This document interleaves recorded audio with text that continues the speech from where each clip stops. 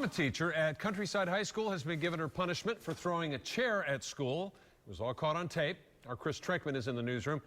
Chris, parents are saying the reprimand doesn't go far enough.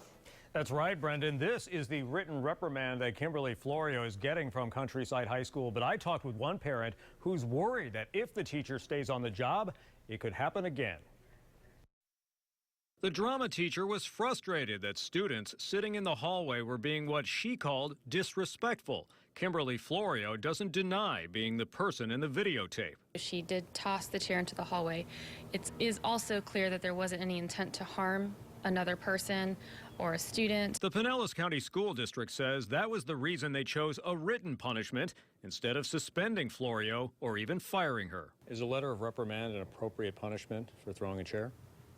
Yes, in reviewing this case, that was the most appropriate. I was counting on them to do the right thing, and clearly they have not. Dawn Renner, who says her daughter was struck in the foot after the chair bounced on the floor, says she's concerned for other students' safety following the incident. If a student throws a chair in anger at the school, they're suspended or expelled.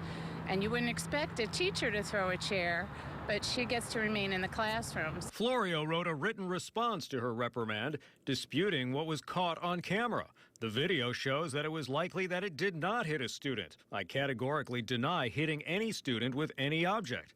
Florio says the fact that she's being punished is hypocritical, saying it's interesting that football coaches all across the country can do far worse than anything I've ever done, and yet it's considered tough love, while the arts teacher is thrown under the bus.